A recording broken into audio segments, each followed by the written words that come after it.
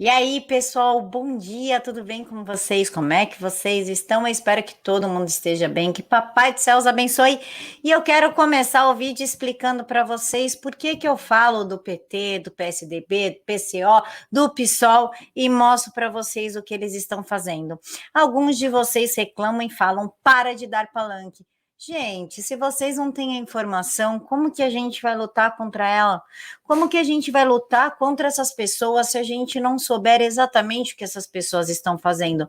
E por isso que eu trago o que está acontecendo com todos, o que cada político está fazendo, porque não adianta a gente só falar bem e dos nossos. Tem que mostrar que a posição está ativa e está, inclusive, usando o dinheiro público para promover o impeachment do presidente. E eu já vou mostrar isso para vocês. Por isso que eu falo, não é dar palanque, e sim mostrar para vocês o que está acontecendo por trás das cortinas.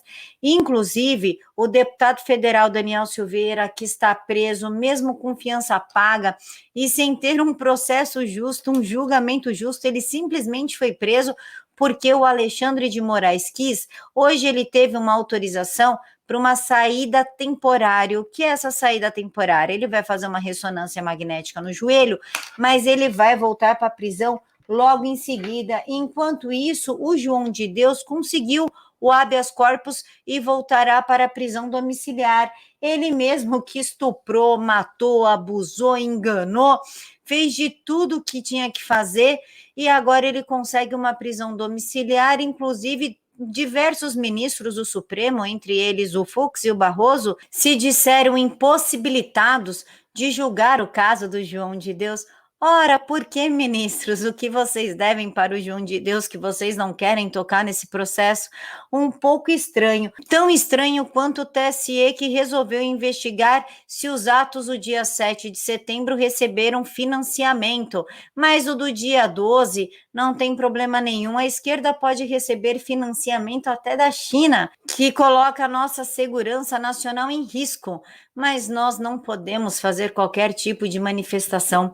Além da tentativa de criminalização de opinião e de livre pensamento feito por Alexandre de Moraes com a anuência de Toffoli, né? A ideia toda começou com Toffoli em 2019, agora eles querem criminalizar as manifestações de apoio ou de luta por alguma pauta vinda da direita. E quem vai fazer esse servicinho sujo é o ministro do TSE, o ministro Salomão, o mesmo que atendeu aos pedidos da delegada federal Denise e suspendeu as nossas monetizações com uma tese um tanto quanto antropológica, porque não tem nada de concreto no documento que ela apresentou, mas ele achou aquilo sensacional e resolveu suspender a nossa monetização, tirando o nosso direito de sustentar a nossa família, inclusive, e agora ele quer investigar os atos do 7 de setembro para coagir as pessoas a não fazerem mais as manifestações gigantescas que fizeram, que contrapôs o do dia 12, que foi uma verdadeira lástima, uma verdadeira vergonha.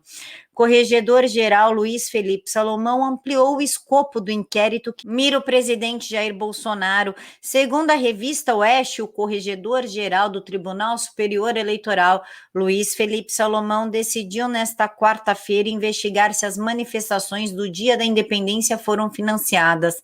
As apurações vão correr no inquérito que mira o presidente Jair Bolsonaro por supostos ataques às urnas eletrônicas. Salomão quer saber se houve pagamento de transporte, diárias, quem são os organizadores e se teve conteúdo de campanha eleitoral antecipada. É a mesma coisa do inquérito dos atos antidemocráticos, só que agora é o inquérito do dia 7 de setembro. O negócio é tão absurdo que o Barroso vai viajar para a Rússia como observador das eleições, porque o país adota o voto impresso, mas ele vai para as terras de Putin para defender o voto 100% eletrônico. O que chama a atenção é que Barroso esteve nos Estados Unidos também, quando ocorreu aquela pataquada, que inclusive morto votou.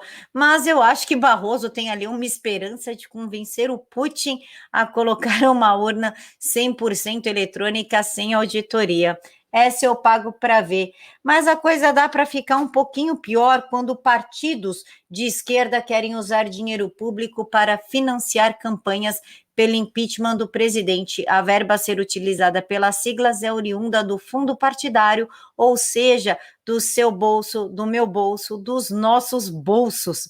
9 partidos de esquerda vão financiar a publicação de conteúdos para disseminar a campanha pelo impeachment do presidente da República, Jair Bolsonaro, convocando a população brasileira para as manifestações agendadas para 2 de outubro e 15 de novembro.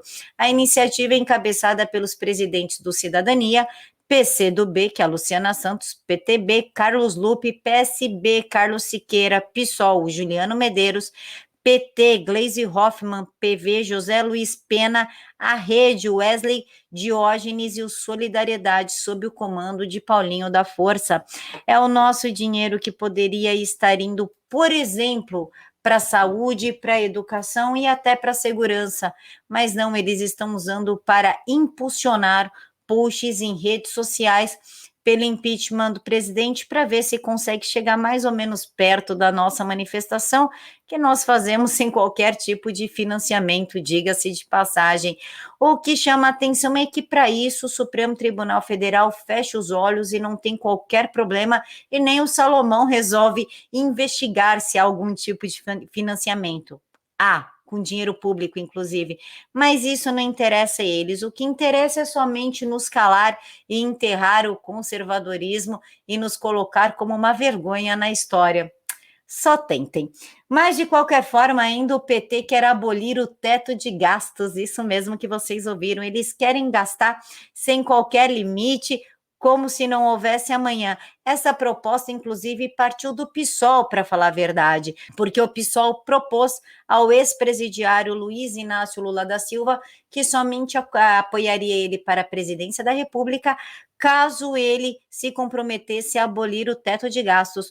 O PT, exímio corrupto, ladrão e especialista em desviar dinheiro público, achou a ideia sensacional, e o Guilherme Melo, que é responsável pelo núcleo econômico do partido, defende sim as mudanças no regime fiscal.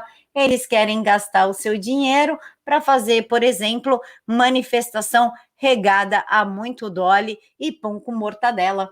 O PT defende o fim do teto de gastos. O coordenador do Núcleo de Economia do partido, Guilherme Melo, disse na segunda-feira, dia 13, em entrevista ao Valor Econômico, que há consenso no PT sobre a necessidade de uma nova regra fiscal.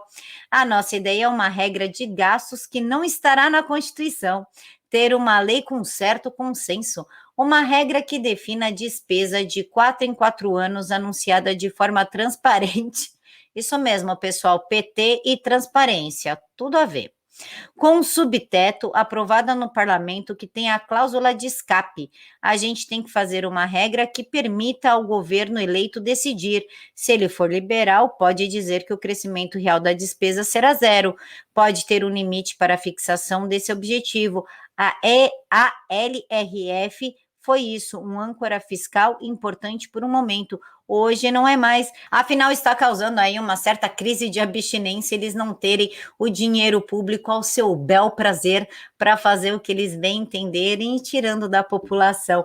E para a gente finalizar, o último absurdo do dia, que é o CCJ do Senado aprovando o aumento do número de juízes federais nos tribunais regionais federais. A mudança será votada no plenário com um projeto que cria o Tribunal Regional Federal da Sexta Região em Minas Gerais, ou seja, mais gastos, mais salários astronômicos, mais planos de saúde saindo do nosso bolso enquanto nós não conseguimos pagar o plano de saúde da nossa própria família, mais gasto com internet, é isso mesmo, você paga a internet de juízes, você paga o plano de saúde, auxílio creche, auxílio escola, auxílio alimentação, ajuda nas férias deles, enfim, nós bancamos tudo e agora teremos mais uma leva de juízes para bancar.